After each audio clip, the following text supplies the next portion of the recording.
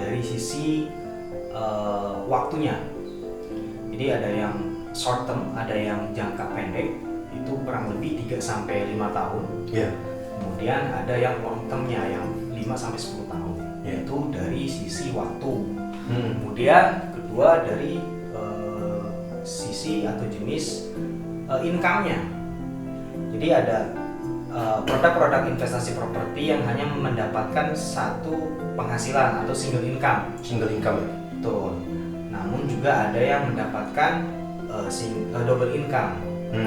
Nah, yang single income itu biasanya si produk properti ini hanya mendapatkan dari kenaikan harga jual per tahun atau return of investment-nya atau capital gain-nya, orang biasanya manggil gitu kan. Jadi dia hanya dapatkan dari kenaikan harga jual per tahun. Kemudian yang kedua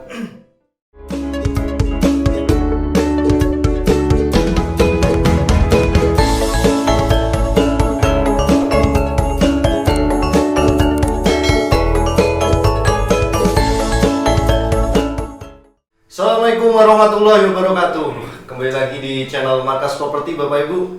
Nah, kali ini kita mau membahas seputar investasi yang ada di dunia properti Bapak Ibu. Nah, ini udah kedatangan tamu ya Bapak Ibu, yaitu Mas Kelana Properti. Nah, sebelumnya kita udah bahas juga interview bareng beliau juga itu terkait Sandiamon ya Bapak Ibu, yaitu salah satu proyek yang dikelola oleh Mas Kelana ya. Nah, siap.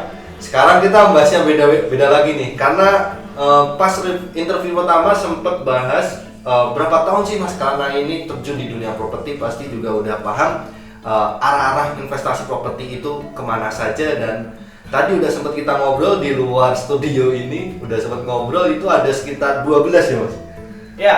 Produk ya. Ya, 12 produk investasi properti Bapak Ibu. Nah, nggak pakai lama kita langsung beri kesempatan untuk Mas Kelana membuka mulai dari plot nomor berapa Mas, silakan monggo. Ya ini sih ngobrol-ngobrol aja ya. Iya, sharing lah. Iya, biar nggak kelihatan sepaneng gitu kan.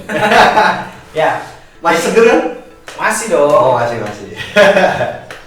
Ya, jadi memang ya Mas Oka, untuk instrumen investasi itu kan ada banyak ya. Tapi untuk masyarakat Indonesia itu dari beberapa jenis instrumen investasi, memang properti itu masih jadi pilihan utama. Iya. Nah, kita tahu ada beberapa jenis investasi, mulai dari saham, reksadana, obligasi, deposito dan lain sebagainya. Namun properti tetap menjadi pilihan utama. Namun mungkin ada yang belum tahu juga, sebenarnya investasi properti itu ada berapa macam sih atau berapa produk gitu kan ya? Iya itu. Nah, ini yang mungkin kita bahas lah. Tapi sebelumnya ini disclaimer on dulu ya Mas Oka. Ini kan menurut pendapat saya gitu kan. Oh iya. Nah, untuk produk investasi yang ada di Indonesia, setahu saya itu kurang lebih ada sekitar 12 jenis produk investasi properti Mas Oka. Dan dari 12 jenis produk investasi di properti ini, itu saya kategorikan ada 2 jenis. Nah, yang pertama adalah jenis dari sisi waktunya. Jadi ada yang short term, ada yang jangka pendek, itu kurang lebih 3 sampai 5 tahun. Iya. Kemudian ada yang long termnya yang 5 sampai 10 tahun. Yaitu dari sisi waktu. Kemudian kedua dari sisi atau jenis income-nya. Jadi ada produk-produk investasi properti yang hanya mendapatkan satu penghasilan atau single income. Single income ya? Betul. Namun juga ada yang mendapatkan double income. Tuh. Nah, yang single income itu biasanya si produk properti ini hanya mendapatkan dari kenaikan harga jual per tahun atau return of investment-nya atau capital gain-nya, orang biasanya manggil gitu kan. Jadi dia hanya dapatkan dari kenaikan harga jual per tahun. Kemudian yang kedua jenis produk atau investasi yang mendapatkan double income itu dia bisa mendapatkan kenaikan harga jual per tahun plus dia dapat income dari hasil sewanya atau yieldnya atau rental income-nya. Iya. Nah, nanti kita akan bahas nih mana aja yang menghasilkan single income dan double income. Kalau dari single income ya kuburan itu termasuk tuh Mas Oka. Burgan Sandiago Hills itu yang produknya Lipo kan? Iya. Nah, ini kan ini saya tadi cek gitu kan. Tapi ngeri itu. Iya sih. Berharap orang cepat mati. Itu termasuk produk investasi. Iya. Jadi kalau sekarang nih saya lihat nih di press list-nya itu kan dia ada beberapa tipe ya. Saya nggak akan bahas panjang ya. Ini ada tipe yang single burial nih namanya masukkan. Ukurannya itu 1,1 meter kali 2,6 meter. Ya standar lah ya. Yang single ya. Satu orang. Satu orang.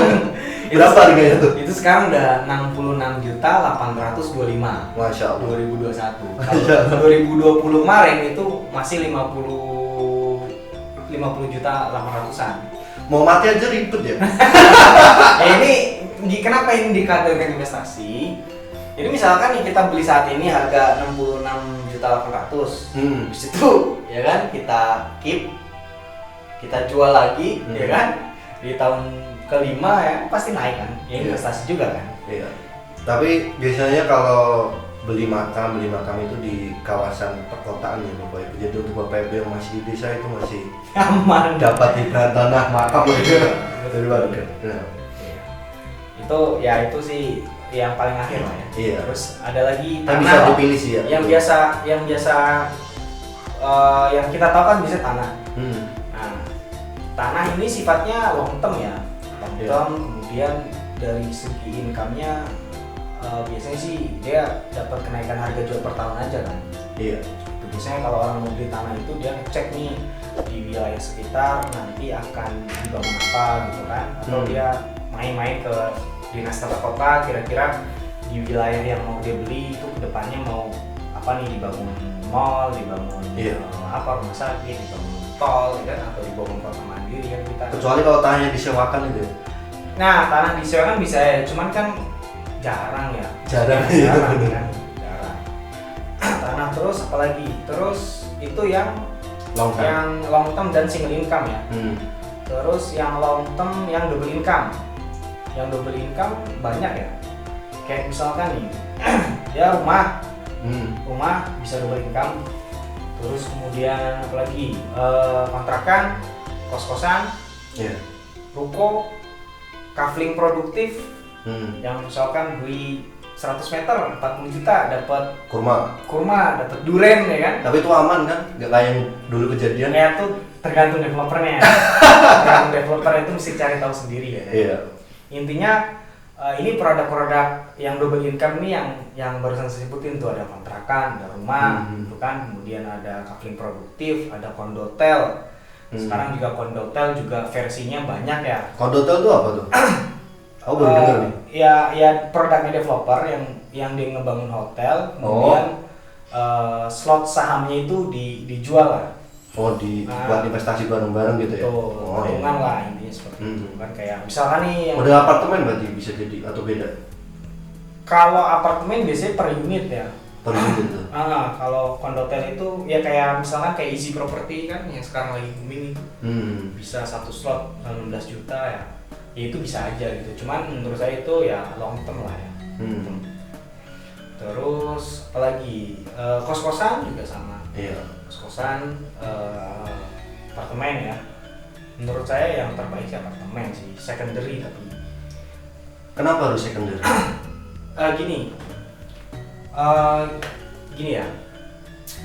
Untuk properti yang menghasilkan produk properti yang menghasilkan double income, itu setahu saya rumusnya dia mesti menghasilkan 9 sampai 11% per tahun profitnya itu dari modal yang dia keluarkan, termasuk untuk perawatan segala macam ya. Itu 9% udah bersih ya? Bersih. Sampai Minimal 11 ya, sampai 11%. Itu sudah kategori yang bagus.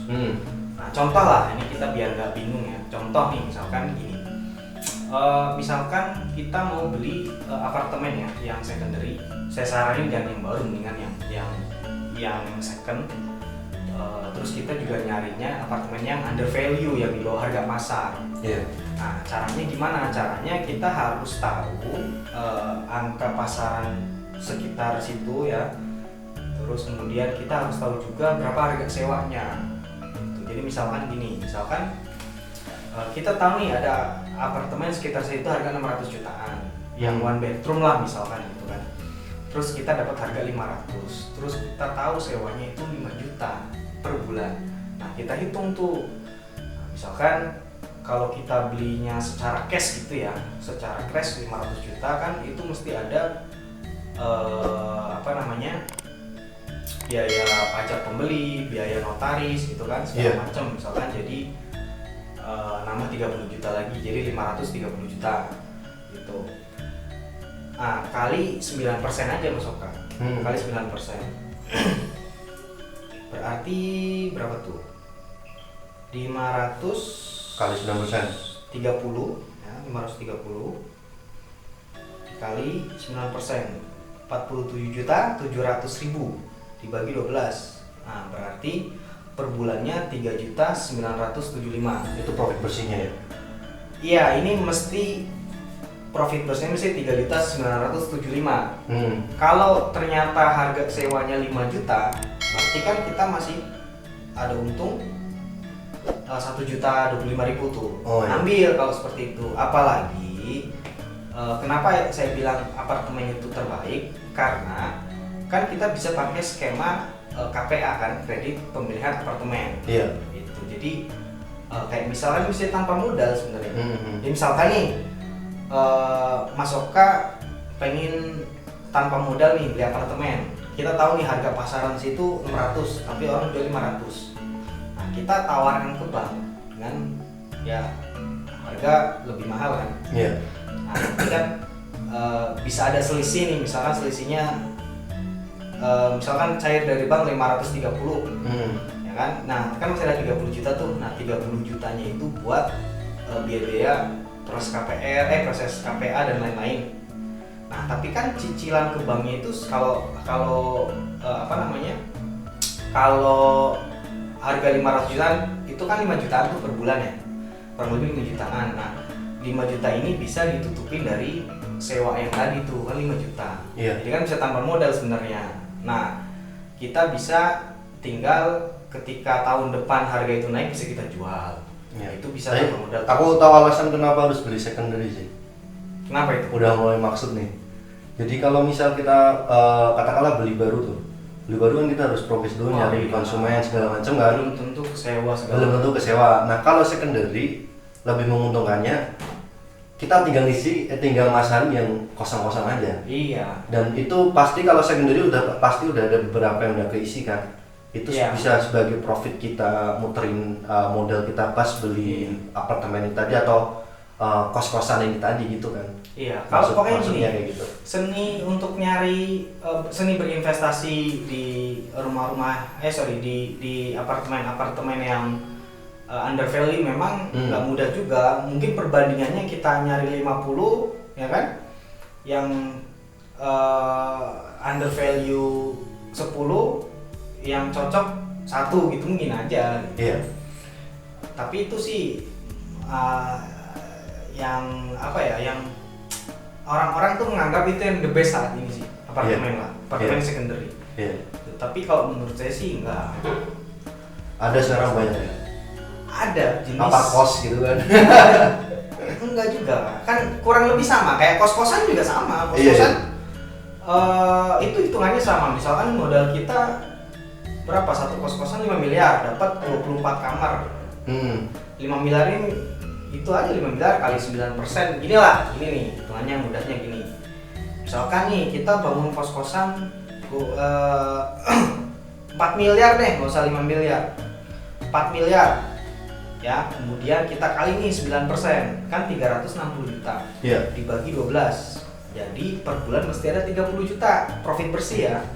Nah, 30 juta ini misalkan 4 miliar itu dapat 24 kamar, berarti satu kamarnya mesti kesewa 1.250.000. ini harus lebih karena kan belum dihitung biaya maintenance, biaya listrik segala macam. Nah, intinya rumusnya itu minimal tuh 9% per tahun. Ya. Tapi ada yang paling the best. Iya, itu yang mau aku tanyakan biar Bapak Ibu di sini juga bisa memilih. Terus investasi yang benar-benar bikin apa namanya? Secara keuntungan lebih oke atau profit kita lebih berjalan, lebih aktif gitu lah maksudnya. Tanpa kita berbla-bla-bla, cuman kita modal duit atau gimana gitu, bisa ngasih pemaparan lebih detail. Tadi ada beberapa, mungkin ada salah satu aja Bang, investasi yang benar-benar bisa diambil untuk Bapak Ibu semuanya di sini. Gini, yang melihat. Ya gini, kalau menurut saya ya saat ini investasi atau produk investasi yang menurut saya terbaik, yang sifatnya short term, jangka pendek, dan keuntungannya itu menurut saya minimal bisa 50-60% setahun. Ya, setahun itu adalah investasi pada developer itu sendiri.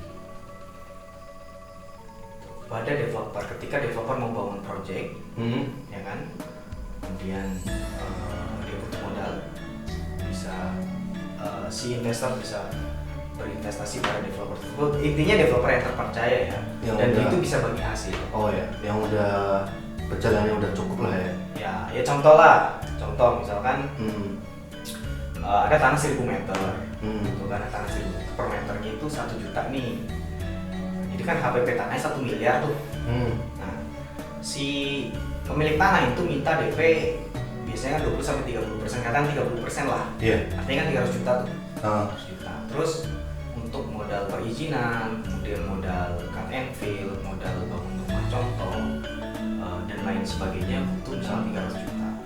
Kan artinya untuk menjalankan proyek tersebut itu butuh uang 600 juta. Terus dari 1000 meter ini katakan lahan efektifnya itu 80%-nya nih. Tuh kan. Jadi berapa tuh 800 meter? Ya. 800 meter dibagi misalkan kita mau kaklingnya per unit itu 60. Berarti kan ada 13 unit kan? Iya. Nah, 13 unit ini kita mau untung berapa? Misalkan mau untungnya 90 juta. Ya kan? Per unit. Nah, 90 juta dikali 13 itu udah 1.170 juta. Itu keuntungan profit bersih ya. Profit bersihnya segitu ya. 1.170 juta. Nah, baru nih dari tanah 1000 fasumnya 200. Ya biasanya itu cuma jalan aja kalau jalan tengah gitu ya. Kalau tanah 1000 ya. Nah, jadi kan keuntungannya berapa tuh? 1.170 juta, modal 600 kan. Nah ini baru dibagi hasil, misalkan ke investor, misalkan 40%. Jadi kan 468 juta. Nah jangka waktu proyek ini 1 tahun lah, kalau cuma 13 kan. Jadi kalau investor taruh 600 juta, dalam waktu setahun dia dapat 468 juta plus modalnya 600. Jadi uang dia di bulan ke-13 itu jadi 1.068 juta. Itu kan lebih dari yang tadi 9% per tahun kan? 400 juta itu berarti sekitar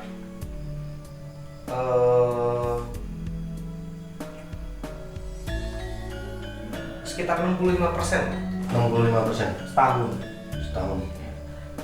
Lumayan sih itu. Ya, itu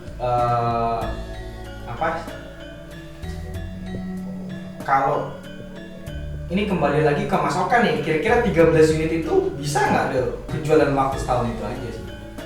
13 unit. Ya tergantung pemasarannya kan. Tapi kan itu nanti pihak investor kudu wajib juga sih gitu. Kudu wajib juga survei, lihat kondisi tanahnya juga kan. Terus dari pihak developer kemudian tim pemasarannya kan juga survei buat lihat lahannya juga kan. Ini ditarget bisa berapa tahun, nah itu nanti. Nah ini intinya gini, bisa jadi patokan buat tutup bukunya nanti kan. Iya, jadi sebenarnya gini, Artinya menurut saya memang berinvestasi pada si developer ini bisa dikategorikan high risk high return. Maksudnya apa tuh? Artinya ya resikonya tinggi tapi juga returnnya juga bagus juga kan. Iya. Hanya saja kalau dia bisa, si investor tersebut bisa memilih developer yang tepat, menurut saya itu akan meminimalisir yang high risk itu. Nah, kategori developer yang tepat ini kan banyak ya. Yang pasti yang mana ya kan, itu udah hal yang nggak bisa di debatable lah ya. Iya. Dan yang terpercaya kayak kredibilitas itu yang pasti. Cash flow-nya Itu yang nanti ke tahap selanjutnya. iya, maksudnya cash flow juga jadi darahnya. Nah, terus yang kedua ini gini, si developer ini dia harus tahu, ya, tahu secara ilmu properti itu nggak cuma dagingnya doang maksudnya. Jadi kulit sampai tulang-tulang ini mesti tahu. Sak jeru-jeruan ini. Iya, karena kan di properti ini kan ada 5 dimensi nih. Iya. Ya kan, ada legal dan perizinan. Kemudian ada yang namanya teknisnya, bangunannya, ada yang namanya marketingnya, ada yang namanya cash flow-nya, kemudian ada yang umum. Umum ini yang mencakup 4 hal inilah. Artinya dia bisa tahu nih kira-kira nih proyek ini lagi tahap perizinan nih sampai mana nih. Jadi harus tahu semua. Analis lah ya. Dia harus tahu misalkan di perizinan dia harus tahu nih link, misal saya bangun di Bogor, saya harus tahu link buat mecahnya itu di mana, ya kan?